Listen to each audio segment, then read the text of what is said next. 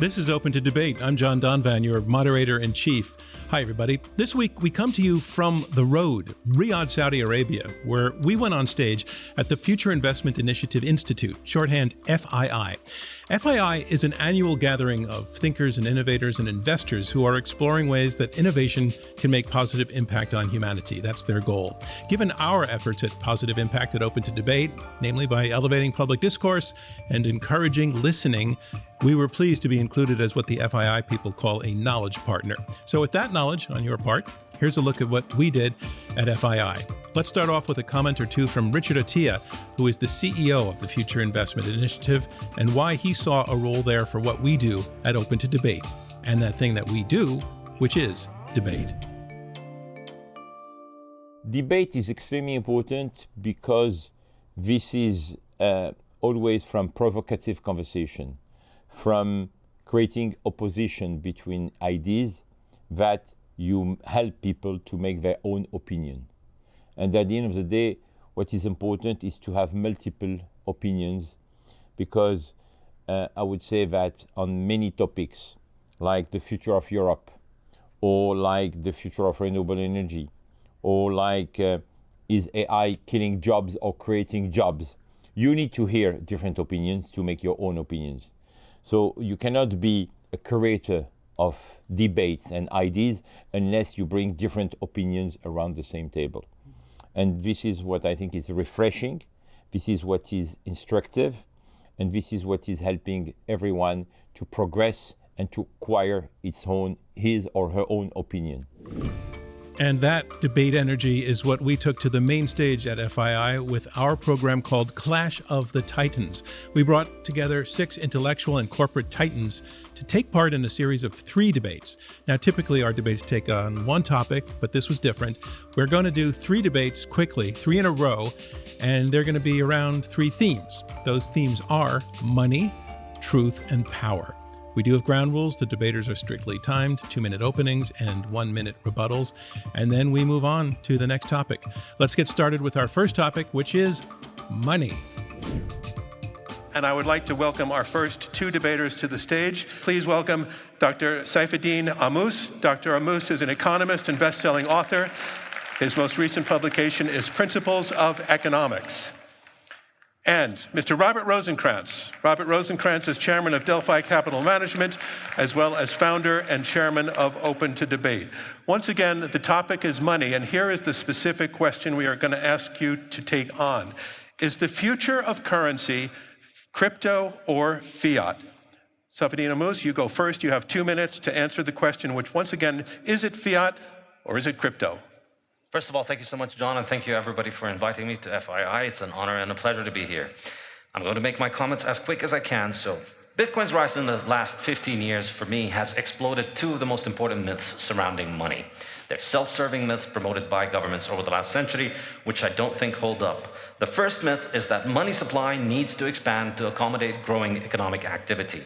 But we look at Bitcoin. In the past 10 years, Bitcoin's supply has only expanded by about 50%. Whereas the size of the Bitcoin economy has gone up by about 10,000%. So the money supply does not need to grow to keep up with the size of the economy. And I think this is an enormously important point. And the entire idea of having a monetary policy is built on this, and Bitcoin shows us that that's not necessary. The market is capable of choosing the money on its own. And the market chooses the asset that is the hardest. And that is the second myth surrounding money, which is that money is the choice of government. But history shows with gold predates all of the world's governments as money. Governments did not legislate gold into becoming money.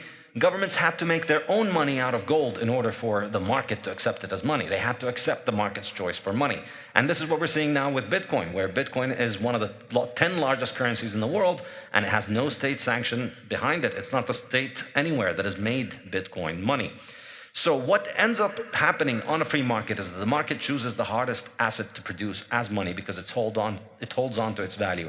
This happens in 2 ways. Either people recognize this and choose the hardest money, in which case they benefit at the expense of the people who use the easier money, Or people don't recognize it and just find that their wealth disappears and all the wealth ends up in the hands of the people who have the hardest money. This is exactly what's going on with Bitcoin right now. Bitcoin continues to rise because it is hard, whereas government monies are easy to produce, and so they continue to lose value. So people today need to accept this and understand it, and I think Bitcoin is the most advanced form of money because of this, and it will continue to rise, and it will replace government money. Thank you. You have hit time. Robert Rosenkranz, we know where you stand with the way this is set up, but I want to launch you by asking the question, is currency's future fiat or crypto? Well, as a titan of finance, I think that money has to meet three criteria. It's got to be a store of value. It's got to be transacted by trustworthy intermediaries, and it has to be ease of transaction.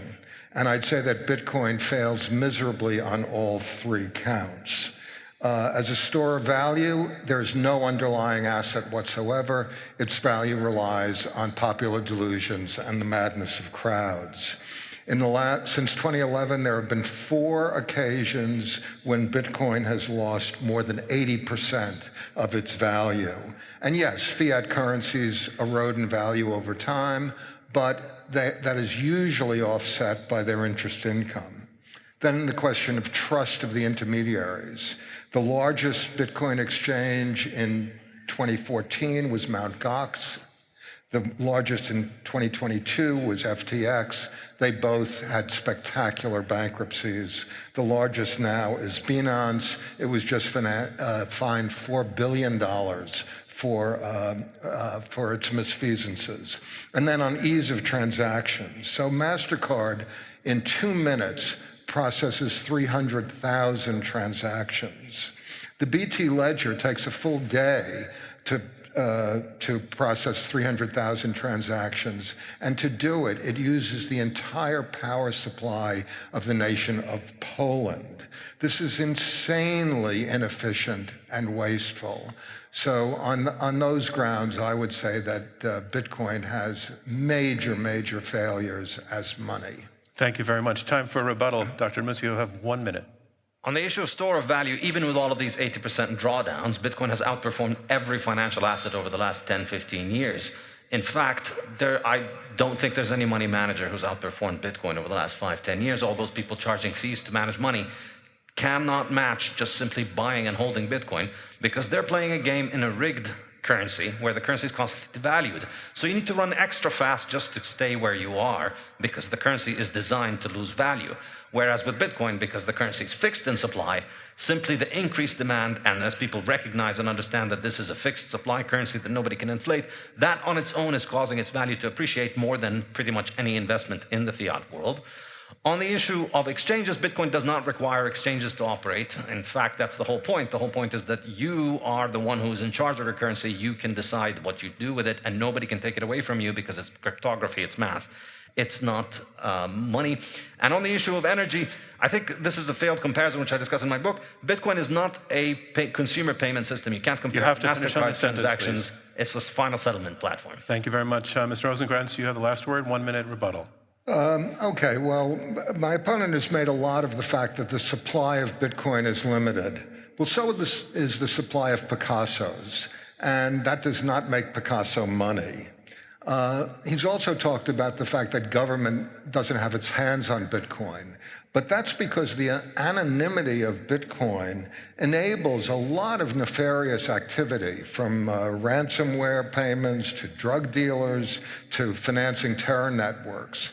Government establishes the value of money by making it legal currency, by making it the means of which you can pay debts, pay your taxes, et cetera, and it has every reason to ban or heavily regulate Bitcoin. So in my view, Bitcoin ain't money, and in my view, it never will be.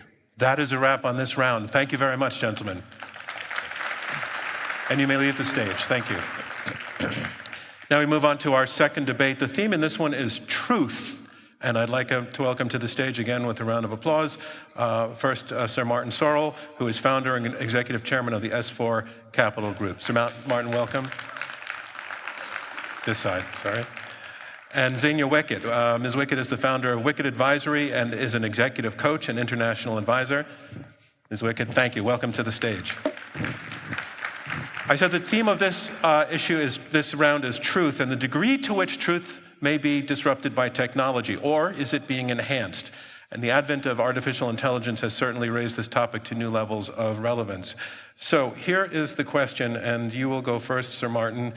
Will AI change the nature of truth? You have 2 minutes to respond. Thanks, John. Good morning, everybody. So, three very simple points. Firstly, AI, AGI, depends on data. Garbage in, garbage out. So the data that is supplied to AI models is absolutely critical, and control of that data or influence on that data will be essential. That data is going to be increasingly supplied by very large companies, companies that effectively are countries. If you equate market capitalization with GDP, a $3 trillion company would be the size of a France or a Germany, almost a Germany, an Italy, a Spain, or indeed a UK. And those companies will have enormous responsibilities in terms of the way that they collate the data, ingest the data, use the data. So critically important is how those companies are regulated. And the third point is there has to be self-regulation.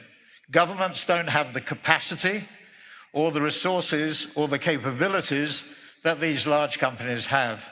The regulatory agencies cannot move as fast and as quickly as those companies are moving or will move in the future, particularly given the needs, the capital needs of those companies around energy and compute power. So self-regulation, working together to work on the truth and what the truth is critically important.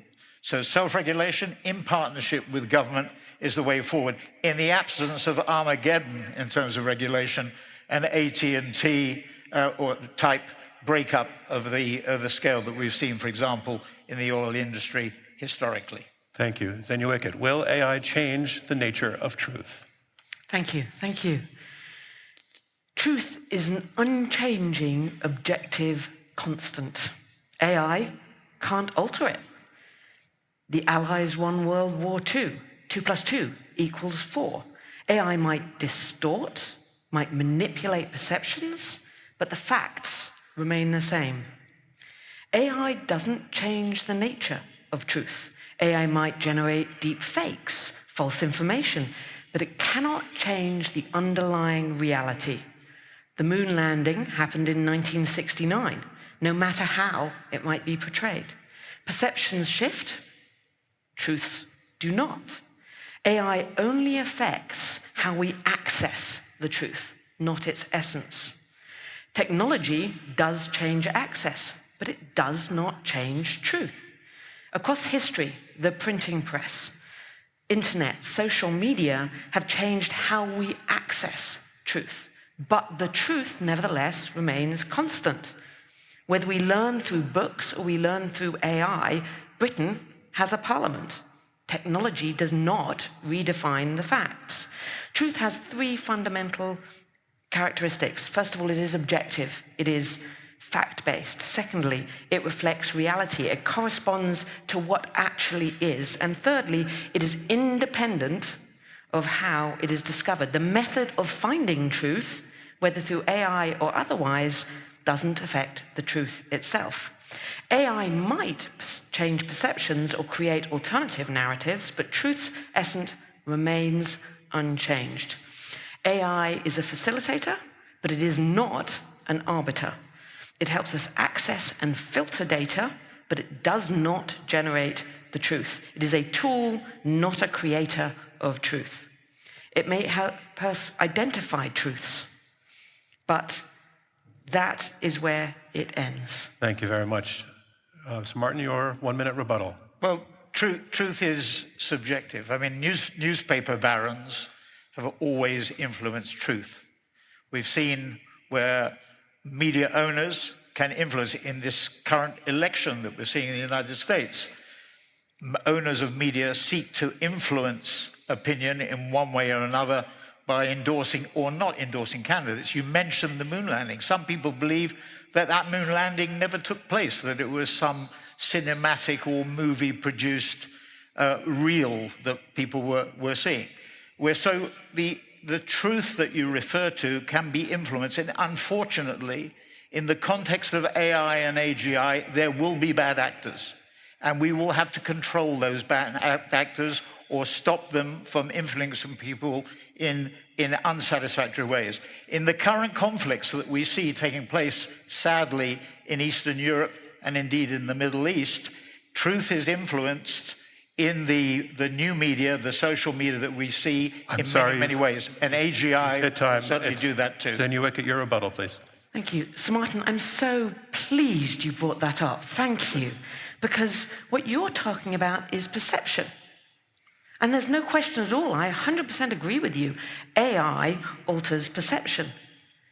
It doesn't alter reality. It doesn't alter the truths. AI can manipulate how we perceive, what we perceive. It can manipulate how information is delivered, but the underlying truth remains the same. Misleading media can deceive, but it doesn't rewrite the facts. So, yes, you're 100%. We live in a world that is hugely complex. We live in a world where people are bringing out new facts. We live in, or new perceptions. We live in a world that many describe as a post-truth world. But that is about information overload. That is about manipulation. I'm sorry you've hit That isn't about time. the shift in and nature. I have to thank both of you very much for this round of the debate. Thank you. Thank you. Thank you. And now our third and final debate, I'd like to welcome to the stage two more titans, Dr. Jacques Attali. Dr. Attali is president of Attali Associates and was the first president of the European Bank for Reconstruction and Development, and also Mr. Christian Angermayer. Mr. Angermayer is an investor and founder of the Payron Investment Group. Thanks for making it to the stage. This topic concerns power, and it's the question of who deserves power, who can be trusted with it, and the way that we are phrasing the question is it time to give more power to tech companies? Dr. Attali, you have the first response. Well, power has always been the key question, and in the past, power has been divided between at least three kinds of people. Soldiers, the religious people, and the people from economy, market.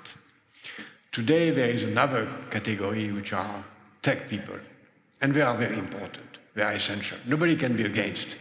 The world will not be what it is today without tech. Tech is fundamental. Tech has given a rising life expectancy. Tech has given us whatever we have around us. Nobody can be against it. But tech is a tool, and tech cannot be the value in itself. Tech can be used for the worst and can be used for the best. Tech can be used for what I call economy of death, war, increasing climate crisis, terrible weapons, or can be used for the best, which was I call economy of life, which is development of health, education, culture, recycling, renewable energies, a sustainable society. And then the question is, who is the master? And the master has to be either the tech people, the religious people, the military people, the market people, or the politicians, the governments. In my view, it should be a balance between market and government. The market is good to let flourish technology. Government cannot develop technology by itself, but market can do it. The market can do it if the government provides an environment of freedom, no fear to discover new things, but also control. AI will kill mankind if we let AI develop itself. I have to stop you there at 2 minutes. And Christian Angermayer, your opening statement, please, 2 minutes. Okay, thanks for having me. The problem is when you have a French guy and a German guy, we train since 50 years that Europe is in good state when Germans and French agree. So it's so hard to debate. And Jacques already made it like good Europeans do. He made a balanced view and not an extreme view, what more Americans do. So it's going to be a very balanced debate because we more or less have the same opinion. Actually, because you already said, like, tech is a tool. So I rather shifted to sort of the people behind tech, so a little bit more entrepreneurs versus government, and government too much regulation. So I was thinking, whom I'm afraid of in the morning when I wake up. Yeah, is it tech entrepreneurs or is it the government? As a German, I'm very afraid somebody could take away my money with taxes. Yeah, so at the moment we have an overly big sort of problem with too much government, like taxes. When you wake up in Russia, yeah, you're not afraid of Google, you're not afraid of Elon Musk, you're afraid that your government could start another silly war. Actually, I think we have become globally too much complacent with the, if I'm a little bit extreme, the tyranny of government. And it's actually very smart of government people to start a debate like that, where they're trying to insinuate that business tech is overly powerful, while if you look in the last decades, it's actually the government, it's actually regulation which has grabbed more and more power. But let's think for 1 minute, indeed, tech would be as powerful as we're trying to make here in the debate. Would be that so bad? If you look at, like, half of the room is looking on your phones, it's not made by government, it's made by entrepreneurs, and at the end, it's made by tech companies. In the morning, we came in cars, which 100 years ago were invented by entrepreneurs and not by the government. And lastly, by the way, even here in Saudi, when you hear people talk about the government, none of them is saying, oh my God, let's be more like the European Union. That would be actually a heavy insult. But like you hear governments like here in Saudi or in Rwanda. I'm sorry, you've hit time. Saying that I want to be more like Elon Musk. Dr. Atala, you have 1 minute to rebut. Well, Europe is a good example. We are trying to balance between market and regulations. And we are too much on the side of regulations in Europe as far as we are. But we need more regulations worldwide. Now, for many issues on tech, we need more regulations on AI. Worldwide, we need an international charter to control AI, because AI can destroy mankind. AI can destroy mankind, and we need a regulation to avoid it. We need the same for biotech. Biotech is a wonderful potential, but the alliance between biotech and AI can also destroy mankind.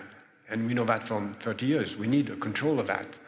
It has to be done by governments, having good experts to do it inside the government, and by the market people, having in mind the interest of next generation. My dream is to have tech people and government people work in favor of next generation in order to build a common future. Thank you very much. Your rebuttal, please. Well, we almost agree again. Like I would say, it's really a balance. I think you want nobody, neither tech, nor entrepreneurs, nor the government, be all powerful. What we all want, and coming from France and the French Revolution, you want a split of power. You want, so that's why, yes, you want sensible regulation. Again, I think we're too far out on the government side at the moment, so I want to turn it back. If you look at Europe, it's a mess. Like the last thing which came out of Europe was when you have the lids of a water bottle that you cannot fully take it off. That's the grandiosity of European regulation, while Elon Musk is bringing rockets to space and safely back. So I think we want more of unleashed entrepreneurship, but yes, we don't want it 100%. We want sensible regulation, and I think actually AI is the topic where we want most of the sensible regulations, because we heard it in the truth section. It has the power to sort of distort the most, so we want sensible regulation there. I wouldn't push back there. That is time, and thank you very much. Thanks to both of you, and that concludes the third of our 3 debates. That has been our Clash of the Titans, but before we break, I'd like to just ask you all a question that I'd like you to answer as we do a poll.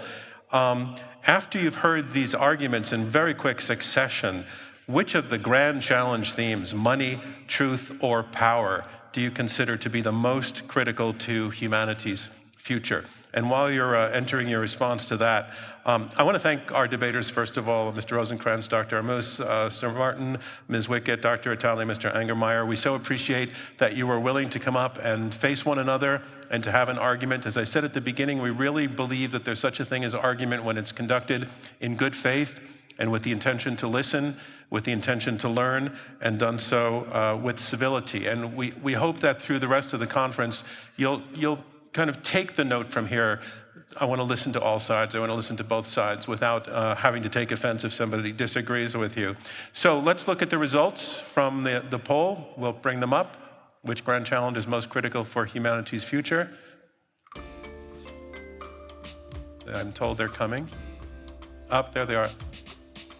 52% of you led with truth. That's very poetic.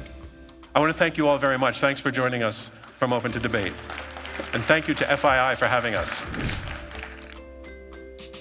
Now we move towards the next part of our program, where we were able to explore additional debate topics through some of the other engaging formats for discussion that we provide here at Open to Debate. The nature of the FII conference offered our team the opportunity and the flexibility to structure our debate within our Unresolved series format, exploring such topics as Europe's economic outlook and some of the universal questions around AI, creativity, and art, topics that intersect and impact our shared future. Our CEO here at Open to Debate, Clay O'Connor, was the moderator for the first of these debates in our Unresolved series, and so we reached out to her about her takeaways and our expanding partnership with FII. Partnering with the Future Investment Initiative brought Open to Debate to a completely new part of the world, introduced Open to Debate, the brand, to a totally new audience. But it was really about the concept of debate, about comparing two sides, the exchange of ideas with global policymakers, with major CEOs, with world leaders, that really gave us an insight into how we think, how to solve problems, because debate is ultimately about trying to synthesize ideas and find solutions. FII is all about trying to understand where we're going in the future and how to get there, and how to solve some of these big problems that we have ahead. So debate was just a perfect alignment and a vehicle for doing that in a positive and constructive way. So here's an excerpt from our Unresolved series debate on the European outlook. We asked 3 questions, and the full debate is available on the Open to Debate and FII channels, but we're going to share the part of the conversation most relevant to an audience of investors. It's a pleasure to be here. As a knowledge partner, we're collaborating with FII live in Riyadh. We have 3 CEOs on stage with us who have mobilized billions in capital all across Europe. So let's shed some light on this topic. I want to introduce them. First, Dr. Aaron Landy, CEO of Brevin Howard, widely considered to be one of the top global macro hedge funds. Welcome, Dr. Landy. Thank you, Claire. Next, Sir Martin Sorrell, founder and former CEO of WPP, the world's largest advertising and marketing services company. Now he serves as founder and executive chairman of S4 Capital Group. Welcome, Sir Martin. And Mr. Christian Sinding, CEO and managing partner of EQT Partners, a global investment organization with over 232 billion euros in assets under management. Europe is a regional market for investment. Europe's corporate earnings are nearly half that of American counterparts. The EU is determined, though, dedicating 3.5 billion euros to innovation ventures and scoring its member countries' innovation contributions. Still, the EU operates differently. It's characterized by a cautious and risk-averse approach with a rigorous regulatory environment. So let's see your yes or no answers to this one. Is now the time to invest in Europe? Dr. Landy, yes or no? Is now the time to invest in Europe? I'm sorry to be bearish, but I'm a no again. He's a no. Is now the time to invest in Europe? Sir Martin? No, except Eastern Europe may be, despite the war, despite the Ukraine, I would just be a little bit, there's some opportunities there. I'm hearing a soft no. Mr. Sinding, yes or no? Is it now the time to invest in Europe? Of course. Optimist. Yeah. Optimist. Not just optimist, but in round 2. It's not always good to follow the common wisdom. Okay, well, why don't you tell us why? Well, we've basically started on the conversation. When markets are disruptive, when things are a bit more challenging, when maybe outside forces are looking in at Europe and saying, this is a complicated time for Europe, that's actually a really good time for us. We can then find great companies on the stock exchange. We've done a number of public to privates over the last year. Actually, we've invested half of the capital that we invested over the last year has been in Europe in those kinds of opportunities across actually the UK, France, Sweden, etc. So we're finding micro opportunities in this market, which is a bit disrupted, and we're buying those companies, which are really good companies that have growth potential, at reasonable multiples as well. So for us, it's actually a good time to invest, even though there are challenges around the fringe. So in this case, micro opportunities is an advantage. It is. Sir Martin, why are you a no?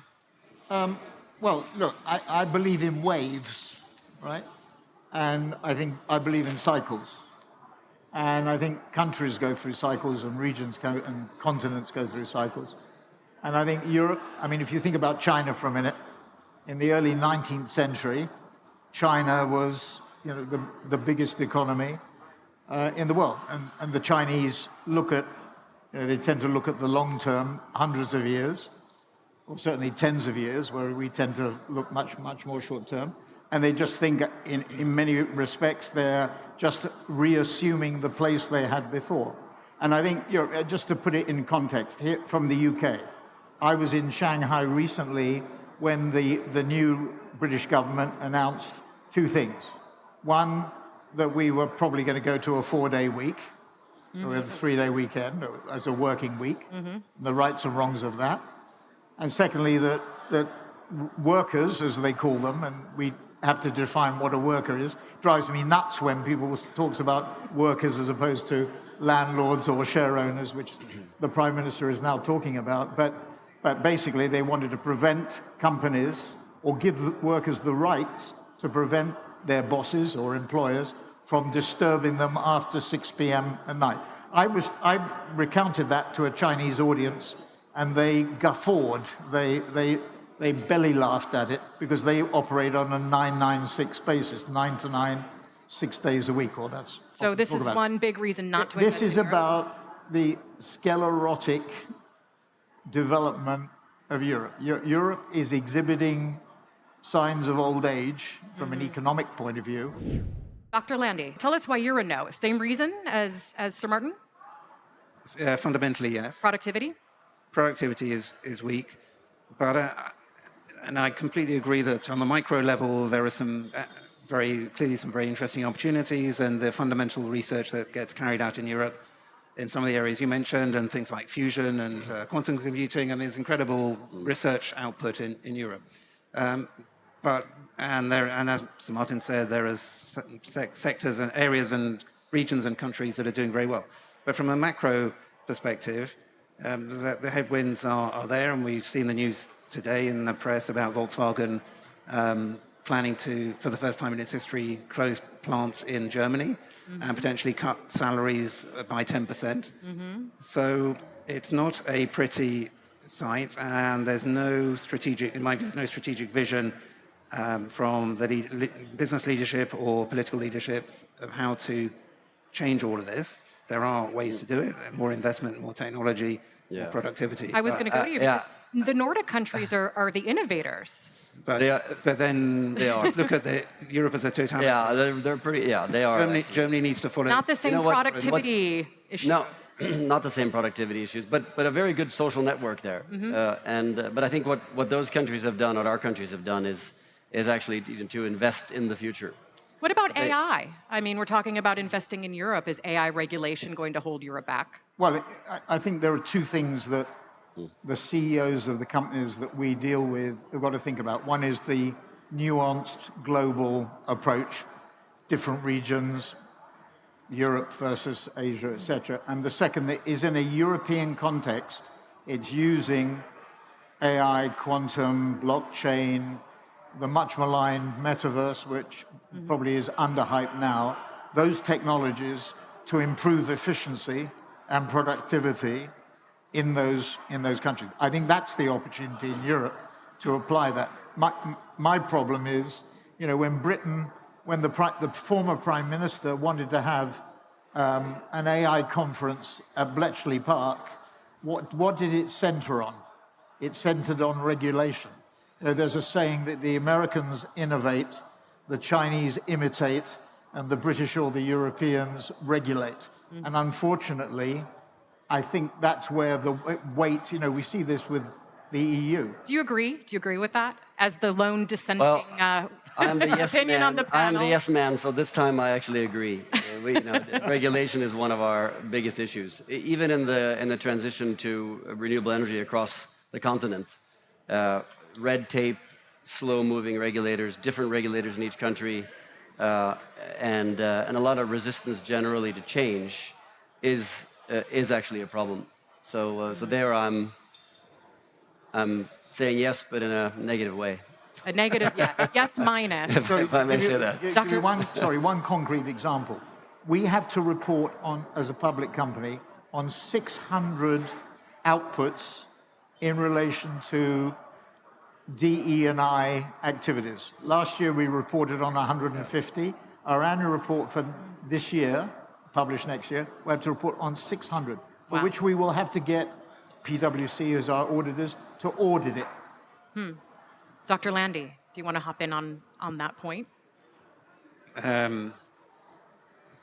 Regulation is necessary, and we are regulated in all sorts of different countries, but luckily we operate in large jurisdictions where they have a limited number or consolidated regulation. So we do not have to report 600, thank goodness, 600 DEI statistics. And anyone who does, I feel sorry for you. Yeah. Can we go back to the AI question for a second? Sure. Is that regulation is never going to be able to keep up with the speed of AI, and we're actually getting close to super intelligence faster than we think. So his view was that we need to find an ethical framework actually to regulate AI, not a government framework to regulate AI. If you think about that for a second, it's actually pretty interesting. I don't know how to implement it. We didn't get deep enough into that, but for all the companies that are building these systems, how you build them, how they're supposed to, let's say, manage and help manage society going forward, to bring an ethical element into it, is one of the solutions that's going to have to come, because the regulators are not going to be fast enough. But that's a very problematic area. It is. It's linked to social media, and people want to regulate and stop fake news. And do we get the Orwellian Ministry of Truth? I have to break in. Unfortunately, we're out of time to keep going on them. After addressing money, truth, power, and the compelling round you just heard about Europe's economic outlook, Open to Debate continued with its Unresolved format series with a conversation about art and creativity in the age of AI. The debate was guest moderated by journalist Edie Lush and titled, "Will AI-Generated Entertainment Replace Human Creativity?" Here's a peek at some of that one again. The full debate is available at Open to Debate and FII's channels. Let's get to it. My name is Edie Lush. It is an absolute pleasure to be here collaborating with Open to Debate. It's a knowledge partner of the Future Investment Initiative Institute, and we are coming live to you from Riyadh. And today we are going to be talking about artificial intelligence. We'll be teasing out the art in artificial intelligence. Let me introduce our debaters to you. We have Tom Graham, the CEO of Metaphysic AI, a leading company in providing production houses the AI tools that they need to enhance their movies. Next up, Bob Simons over there. We have the founder and chairman of STX Entertainment, an independent entertainment and media company, and a prolific film producer as well. Coming back here, Claude Grunitzky, CEO and managing partner of the Equity Alliance, an investment company, and the founder of 2 Africa-focused media companies. And Yat Su, co-founder and executive chairman of Animoca Brands, a game software and venture capital company with a focus on blockchain gaming and NFTs. So we are going to start with a question diving into the heart of creativity. AI art often requires training machines on what already exists: poems, paintings, music, human facial and vocal likenesses, and beyond. We see the problem with this highlighted, especially in copyright law, struggles around the world, but I want us to get to something different. Be ready with your signs, gentlemen. Our question is AI content wholly original? So, Tom, are you a yes or a no? No. Okay. Claude, what about you? I'm a yes. Okay. All right. Bob, what about you? I unfortunately am a no. Okay, a no. And Yat? I'm a yes. Okay. Right. So I'd like Claude, we'll start with you. Explain your answer. So for me, the reason I'm a yes is I don't look at AI and originality and creativity now. I look at what it's going to become. And I feel like these models are evolving so fast that the way that we harness the information that comes out of these large language models is going to lead to such a level of originality and creativity that it's only going to enhance the potential for creative collaboration, so that the artist is no longer in a silo, but actually feeding off of the wisdom of crowds. And so the yes is really more looking at the future versus the choice points that we face right now. Okay. Bob, what about you? Why are you a no? So coming from Hollywood, we have this premise that art has a soul. And when I look at what's going on with AI, it's essentially scraping data sources that already exist. Otherwise, you don't have AI. So it's, by definition, taking other people's images and thoughts and art and fulfilling a user's request. I'd add to that, I come from a very narrow world where when you create content, when you create art, can you protect that with copyright, which right now you can't, because it doesn't have a human behind it. But more importantly, you want the copyright so that you can charge people for it. Because unlike true artists, we make stuff so that we can get paid. And we don't care how many people see it, we care how many people pay to see it. Got it. Okay. Yat, why are you a yes?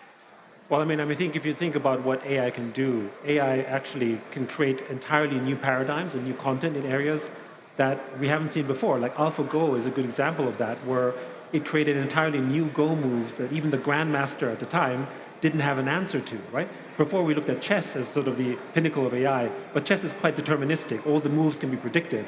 But actually, in some ways, the game of Go is a form of inspiration and a kind of creativity that you would normally only expect in humans.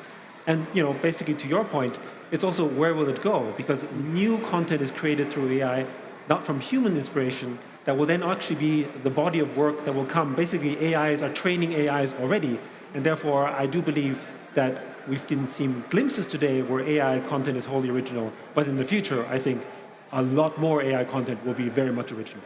Okay. All right, finally, Tom, what about you? You're a no. So I think I'm a no, but making essentially the same point as Yat. Today, we create a lot of content with AI, and behind that is a human making those decisions. It's being used as a tool. It's not generating the art itself. It's not coming up with that original spark of creativity.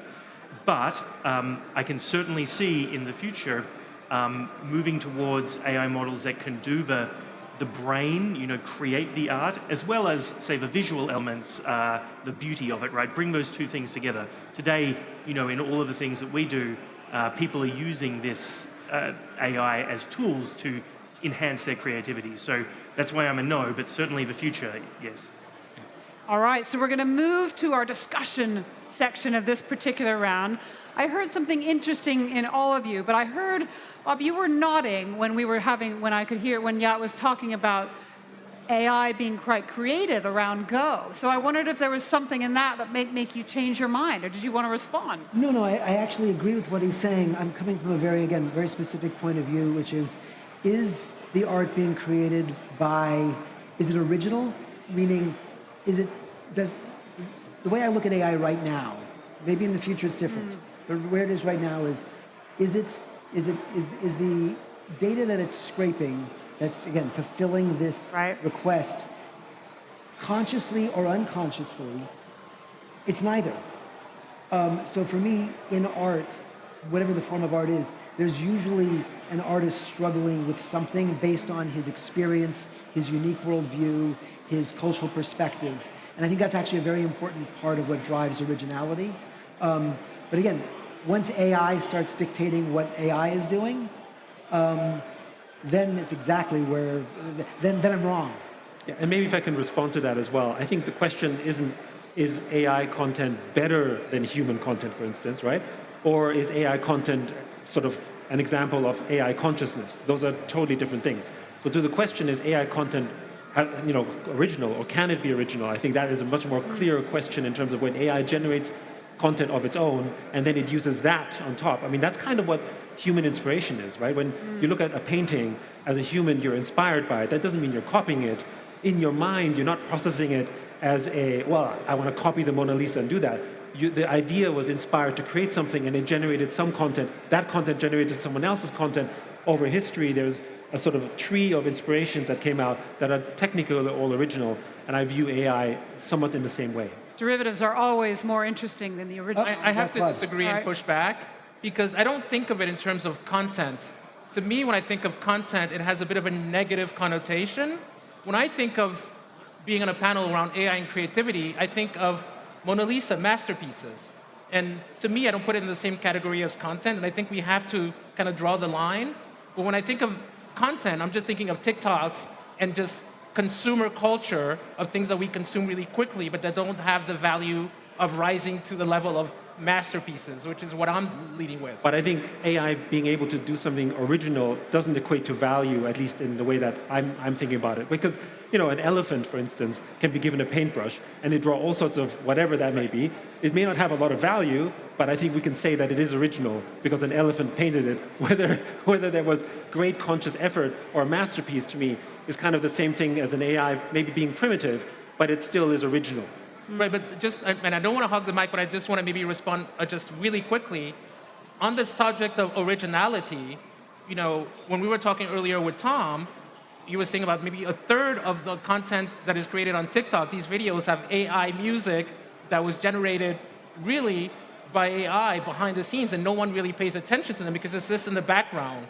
I'm thinking more of the experience of being at the Louvre, in that room with the Mona Lisa or Venus de Milo and having a really, really strong inspirational moment that is much more than just going through the motions of consuming content. That's kind of like what I wanted to clarify. Tom, do you want to expand on that TikTok point? Yeah, so because in our business we have been kind of creating AI realistic identities of people, and these are like deep fakes from the very, very beginning, 2017 through to now. And for the longest time on all of the internet, I could always tell what was fake content, especially anything to do with people. It was earlier this year, around January, where I saw some videos on social media and I couldn't tell whether that was real or not. And so I had to then go and Google to see if this story was real. Since then, there are different types of AI-generated content which are there. Some are designed to deceive, some are for fun. But it has really proliferated. And so there is large amounts of like kind of the content, all the different bits that come together being generated like that, and they go under the radar. No one's really processing it. And so there's definitely a different threshold between high art, things that we want to look at, and things that just happen to us as we're consuming media in the background or somewhere. But the degree to which content is constituent, like built from AI, is going to increase rapidly. And so like our lives will be filled with this AI stuff in the background, this white noise of AI. And I don't know what that means, you know, like for all kinds of things, society, etc. Let's move on to our second question now about the diversity of AI-generated art. What happens when the developers of AI are biased towards Western art and culture? And when the AI is primarily fed Western content? Does non-Western culture become subsumed as AI art ramps up? So be ready with your signs. Is Western culture destined to dominate AI art? What do you think? No, for me. Okay. Have you already turned? Yes, unless it changes. Okay. No. All right, there we go. So let's have a chat about why. So I think like dominating AI art, I think about the people who are creating art, and I find that areas in the world, cultures around the world which are not Anglo-English speaking cultures are far more attuned to using these types of tools, generally more adoptive of new technologies. And so I think that leads to probably a proliferation of the usage of it, the more creation of it. And we certainly see that China, Korea, even in the movie industry, Bollywood is much more open to experimentation and new technologies than, say, traditional Hollywood. So I think that's my answer. It's just the weight of who is using it. Okay.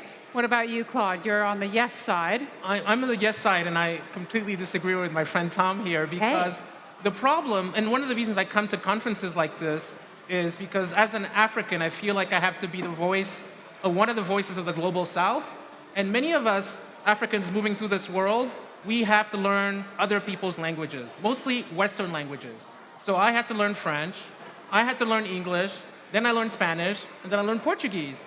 No one cares about my language in Togo, Ewe, which is a really important language, an ancestral language that is rooted in traditions of creativity. None of that shows up in these large language models. And that bias is going to worsen the situation that we're facing, which is this extreme digital divide where people from the global south get excluded from the AI conversation. And it has all kinds of ramifications that could lead to all kinds of social chaos going forward for humanity. So I'm not going to be presenting a doomsday scenario here, but I'm very worried about how non-Western cultures are being excluded by these rapid advances in AI. Okay. Yat, you are no. Tell me why. Yeah, well, first, when we talk about culture broadly in the world, first of all, I don't think it's Western dominated. If you look at, for instance, Japanese anime, K-pop, K-drama, stuff that's going on in China around the world, these are great examples about how, arguably in a Western-dominated narrative world where English is the predominant language globally, you still have cultural narratives from outside of the world, un-American or un-Western, that are taking over the world. So that's kind of the first point. The second one is that AI is actually locked in different countries. So for instance, in the greater China region, Hong Kong and China, which is basically, sort of one seventh or 1/8 of the world population is locked out of Western AI. You can't access OpenAI, for instance, not because China doesn't want it, but because the US has sanctioned it, as an example. That means all of the content that's produced domestically is actually subject to local type of AI content. So I think we'll gravitate towards the type of AI content that we're already culturally connected to, and therefore I don't think it's Western culture. In fact, I think, what is Western culture even, right? All right, well, what is Western culture? It doesn't get more Western culture than Hollywood, Bob. Yeah, so I will, I'm going to probably, I agree with Claude on this one, and I'm going to probably expand on some of what he was getting at, which is, look, in Hollywood, we used to export culture all over the world. And I think this is actually the single most important question that's being asked at the conference, which is something that I don't think a lot of people are paying attention to, which is, we used to say that MTV brought down the Berlin Wall, which is get your culture in there, get your way of thinking in there, and you essentially evolve them to be like you. That's not a good thing. And I think that people, if asked, understand that each individual culture is special. And in fact, I've got a company that's actually trying to be the antidote to homogenization of AI, partly because culturally, what is being scraped right now is predominantly English. And we communicate our values and what's important to us in English. So right now, if you're communicating with many of these chat models, you're getting a Western bias. Right. Now, hopefully this changes. But if it doesn't change, that becomes the bias. How can we use it to bring in the culture of Togo, to all of the African languages, the dialects that exist within Arabic, for example? I'm looking towards our investors on this panel. In fact, it's pretty much all of you.